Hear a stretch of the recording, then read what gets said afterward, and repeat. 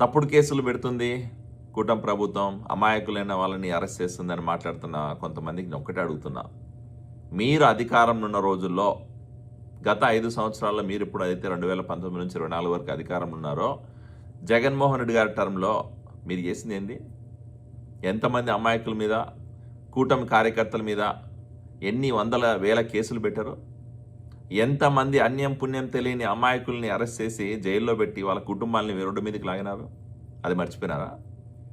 ఆడ లేదు, మగ లేదు, కార్యకర్త లేదు, పిల్లోడు లేడు, పెద్దోడు లేడు, ముసలోడు లేడు, ఎవరిని పడితే వాళ్ళని అరెస్ట్ చేసి మీ కక్ష సాధింపు చర్యల కోసం మిమ్మల్ని ప్రశ్నించిన ప్రతి ఒక్కరిని, మీరు చేసిన తప్పుడు పనులను ప్రశ్నించిన ప్రతి ఒక్కరిని అరెస్ట్ చేశారు. అది మర్చిపోయినారా? ఈరోజు తప్పు చేయకపోతే ఎందుకు మీరు ఈరోజు అంత భయపడుతున్నారు? కూటమి ప్రభుత్వం అభివృద్ధి చేస్తూ ఉంది, రాష్ట్రంలో సంక్షేమం చేస్తూ ఉంది, ప్రజలకు కావాల్సిన అన్ని మంచి పనులు చేస్తూ ఉంటే దాన్ని చూసి ఓర్చుకోలేక కొంతమంది పనికిమాలిన వాళ్ళు ఊర్లలో కూర్చొని సోషల్ మీడియా అకౌంట్లు ఓపెన్ చేసుకొని ఫేక్ ప్రాపగాండా క్రియేట్ చేసుకుంటా నాయకులకు పెద్ద చిన్న రెస్పెక్ట్ ఇచ్చే మర్యాద లేకుండా ఎవడు పడితే వాడు మాట్లాడితే అలాంటి వాళ్ళని వదిలేయాలా? తప్పుడు మాటలు మాట్లాడడం వదిలేసేసి ఎలాంటి మీరు సందేశం ఇస్తున్నారు? ఆ రోజు మేము ఏ తప్పు చేయకపోతే అరెస్ట్ చేశారో, ఏ తప్పు చేయని వాళ్ళు మా కార్యకర్తలని దాడి చేశారు. ఈరోజు మీరు తప్పు చేస్తున్నారు, తప్పుడు మాటలు మాట్లాడుతున్నారు. ఈరోజు పెద్ద చిన్న లేకన్నా చేస్తున్న అభివృద్ధి గురించి కించపరిచే విధంగా మాట్లాడతా, అలాగే ఈరోజు కూటమి ప్రభుత్వం చేస్తున్న పనుల గురించి కించపరిచే విధంగా మాట్లాడుతున్న తప్పుడు నా కొడుకులను మాత్రమే అరెస్ట్ చేస్తున్నాం. మేము గుర్తుపెట్టుకోండి. ఆ తప్పుడు వాళ్ళని కూడా వెనకేసుకొస్తున్నారంటే మీరంత దుర్మార్గులు ఆలోచన చేసుకోవాలా? ఈరోజు కడప జిల్లాలో, కడప సెంటర్లో మత కలవలు సృష్టించింది మీరు కాదా?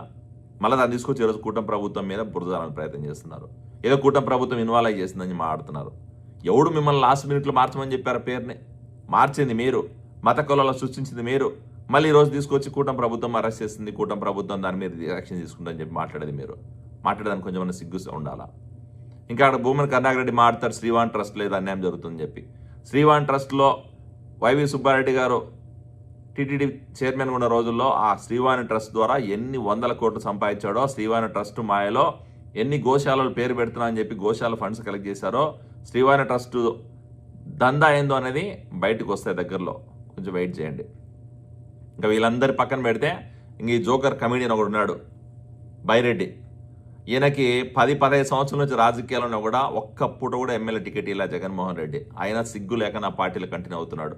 సిగ్గు లేక నా పార్టీలో ఉండి సిగ్గు లేకుండా ఈరోజు మళ్ళీ బయటకు వచ్చి పనికి వాళ్ళని మాట్లాడుతున్నాడు ఈ బైరెడ్డి సిద్ధార్థ్. ఈ బైరెడ్డి సిద్ధార్థ్కి ఏంటంటే కేవలం నెలకు 2 నెలలకు 3 నెలలకు ఒకసారి బయటకు వచ్చేది, ఒక 10 మంది పిల్లనావడకలు వెనకేసుకునేది. ఆ పిల్లనాయలు జై బైరెడ్డి అనడం, ఈయన రెచ్చిపి మాట్లాడే ముందు కొంచెం అని ఉండాలి కామన్ సెన్స్. ఏం బైరెడ్డి, అసలు నువ్వు 14-15 సంవత్సరాల నుంచి జగన్మోహన్ రెడ్డి గారు వెనక బదులుతున్నావు. ఈరోజు టికెట్ సంపాదించుకోలే, అది నీ స్థాయి, అది గమనించి ఫస్ట్. మీ జగన్మోహన్ రెడ్డిని వెనకేసుకురావడం కాదు, ఫస్ట్ మీరు చేసిన తప్పుడు పనుల గురించి, మీ జగన్మోహన్ రెడ్డి చేసిన తప్పుడు పనుల గురించి, లేదా జగన్మోహన్ రెడ్డి అధికారం ఎందుకు పోయింది, 151 స్థానాల నుంచి 11 స్థానాలకు ఎందుకు వచ్చినాడో అది రెట్రోస్పెక్ట్ చేసుకోవాలి ఫస్ట్, తర్వాత మాకు మాట్లాడదు. ఈయన వచ్చి ఈరోజు టీజీ భరత్ గారు ఏదో లంచం తీసుకున్నారు, టీజీ భరత్ గారు ఏదో ఫార్మా కంపెనీ దగ్గర 40 కోట్లు తీసుకున్నారని చెప్పి మాట్లాడుతున్నాడు. ఆధారం లేకుండా బేస్లెస్గా మాట్లాడద్దు.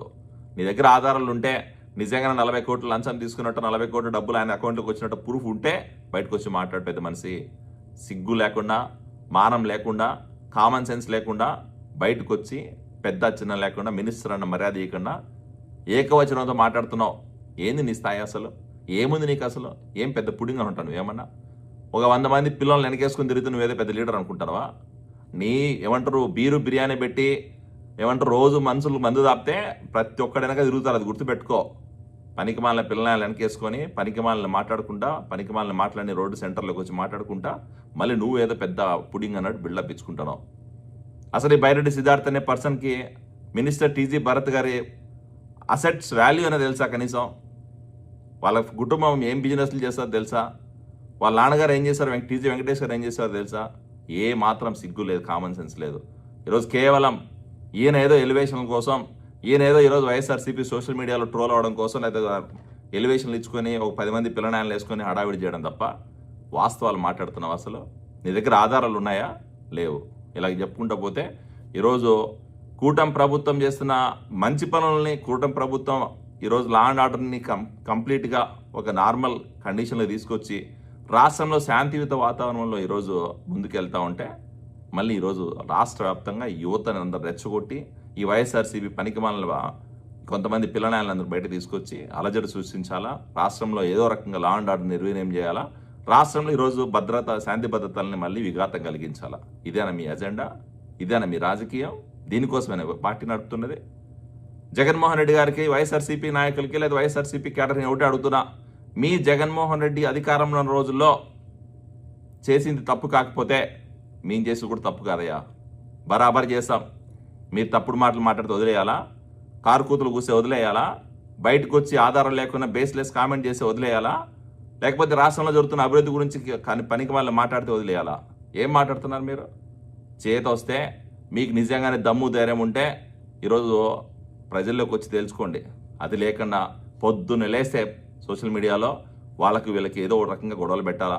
ఈరోజు కూటమి ప్రభుత్వంలో ఉన్న కార్యకర్తల మీద, కూటమి ప్రభుత్వంలో ఉన్న నాయకుల మీద చిచ్చు పెట్టాలా, లేకపోతే ప్రజల్లో అలజడి సృష్టించాలా, లేకపోతే రాష్ట్రంలో ప్రశాంతంగా ఉన్న రాష్ట్రంలో లా అండ్ ఆర్డర్ నిర్వీర్యం చేయాలా, లేదా రాష్ట్రానికి వస్తున్న పెట్టుబడులను ఏదో రకంగా అడ్డుకోవాలా, ఒకవేళ వచ్చినా దాని క్రెడిట్ స్టోరీ మేమే చేయాలా? ఏంది పంచాయతీ? దీనికోసం మీరున్నది? మీకు దమ్ము లేదు, ధైర్యం లేదు, అభివృద్ధి చేసే దమ్ము లేదు, రాజకీయం చేసుకోవడం చేత కాలేదు. మీరు 151 స్థానం నుంచి 11 స్థానాలకు పడిపోయారంటే ప్రజల్లో వ్యతిరేకత కాదు, మీ క్యాడర్లో విపరీతమైన వ్యతిరేకత ఉంది. అది మర్చిపోయినట్టున్నారు మీరు. అది గుర్తుపెట్టుకోండి ఫస్ట్. సో ఇంకోసారి మాట్లాడే ముందు వాస్తవాలు ఉంటే మాట్లాడండి, డేటా ఫ్యాక్ట్స్ ఉంటే మాట్లాడండి. ఊరికే కూర్చొని కారు కూతలు కూస్తే మాత్రం బరాబర్ ఇట్లాంటివి ఉంటాయి.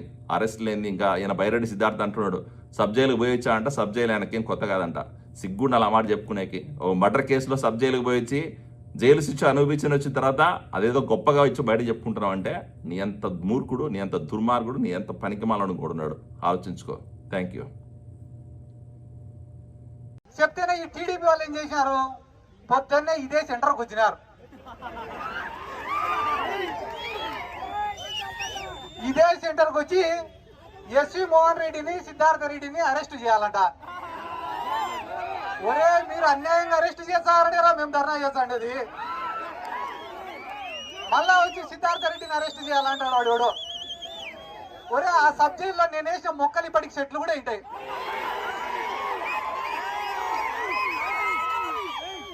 మళ్ళా కొత్తగా వచ్చి వీళ్ళు నాకు సబ్ జైలుని పరిచయం చేస్తామంటే నవ్వేదానికే ఏడ్చేదానికే ఇవన్నీ సిగ్గుండాలన్నా. వాళ్ళ బతుకులకు కొంచెమన్నా రోషం, మానం, మర్యాద ఉండాలా. ఎస్వి మోహన్ రెడ్డిని అరెస్ట్ చేసినా ఒక అర్థం, సిద్ధార్థ రెడ్డిని అరెస్ట్ చేసినా ఒక అర్థం కాదన్నా. అమ్మాయి కూడా ఆ పిల్లోడు సతీష్ అనే పిల్లోడిని రోజు స్టేషన్ కాడికి తిప్పుతాంటే మన ఇళ్లలో పిల్లలు లేరా అన్న? ఒక పిల్లోడు చచ్చిపోతే ఆ కుటుంబంలో ఎంత క్షోభ ఉంటుందో వీళ్ళకేం తెలుసా నా డబ్బు నెటోళ్ళకి. రోజు ₹1 కోటి ఎత్తుతా ఆడిన మినిస్టర్. వాస్తవం చెప్తా, ఒకటి రాసి పెట్టుకోదా, మీడియా వాళ్ళు ఉన్నారు, మినిస్టర్ కూడా చూస్తున్నాడు ఖచ్చితంగా. మొన్ననే ఫార్మా కంపెనీ వాళ్ళ కాడ 45 కోట్లు ఎత్తినాడు ఈయన మినిస్టర్. నారా లోకేష్ కూడా తెలియకుండా 45 కోట్లు ఎత్తినాడు. ఎత్తితే నారా లోకేష్ పిలిపించినాడు భరత్ని. పిలిపించి నాకు తెలియకుండా నువ్వు ఎట్ట ఎత్తినావు, 45 కోట్లు ఎత్తేటప్పుడు నాకు చెప్పాలన్నా లేదా అన్నాడు. అనింటే దానికి భరత్ ఏం చెప్పినాడు తెలుసా, డాడీకి చెప్పినా నేను అన్నాడు. దానికి లోకేష్ ఏమన్నాడు తెలుసా, చెప్పాల్సింది మీ డాడీకి కాదురా మా డాడీకి. వీళ్ళు ఇంత నీచంగా ఇదే పూడిచెర్ల కాడ సోలార్ పడితే దాని పక్కన 1600 ఎకరాలు కొనుక్కునేదానికి ఈ టీజీ భరత్ సిద్ధమన్నాడు. మొన్న వాయినా వాళ్ళ పిఏ ఇద్దరు కలిసి పోతారంట కారులో.